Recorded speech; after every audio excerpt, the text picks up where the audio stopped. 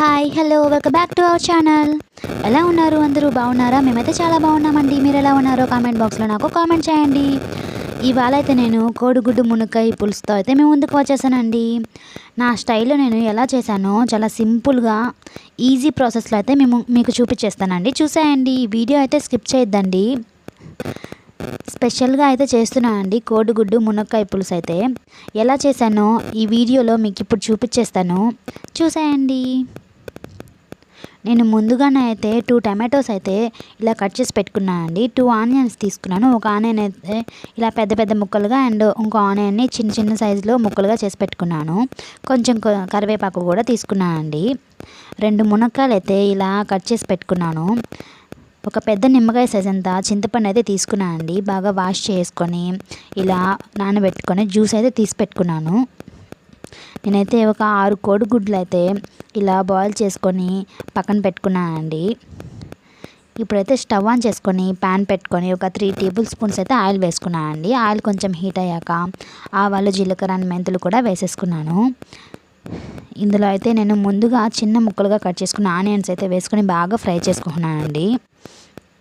ఇవి కొంచెం ఫ్రై అయ్యాక ఆనియన్స్, టమాటోస్ అండ్ కరివేపాకు కూడా వేసేసాను. వేసుకొని అన్నీ బాగా కొంచెం లైట్గా ఫ్రై అయ్యేంత వరకు ఫ్రై చేసుకోవాలండి.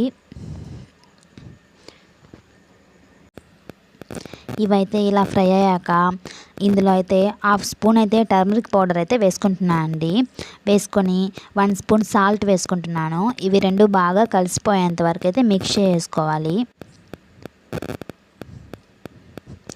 ఇలా మొత్తం ఇలా బాగా మిక్స్ అయ్యాక ముందుగా కట్ చేసుకున్న మునక్కాయలు అయితే వేసేసుకుంటున్నాను అండి. వేసుకొని ఇవి కూడా బాగా మిక్స్ చేసుకోవాలి.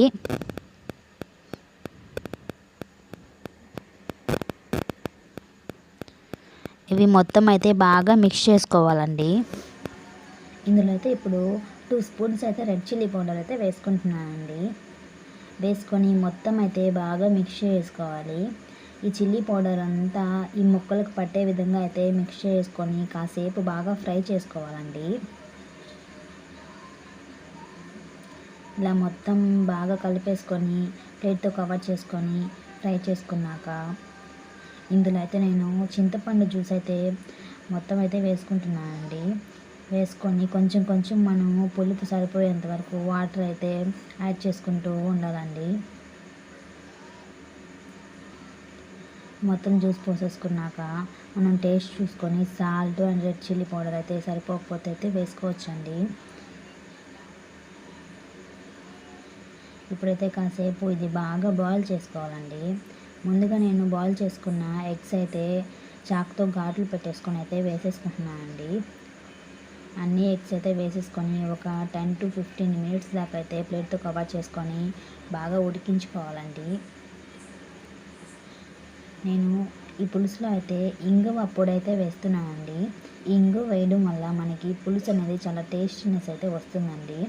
సో వేసి మొత్తం ఒకసారి ఇలా మిక్స్ చేసుకొని బాగా ఉడికించుకోవాలి. అంతే అండి, చాలా ఈజీ ప్రాసెస్లో అయితే కోడిగుడ్డు మునక్కాయ పులుసు అయితే ప్రిపేర్ చేసేసానండి. మీకు నచ్చితే మీరు కూడా ఒకసారి మీ ఇంట్లో ట్రై చేసి ఎలా వచ్చిందో నాకు కామెంట్ బాక్స్లో అయితే కామెంట్ చేయండి. ఇదేనండి ఇవాల్టి వీడియో.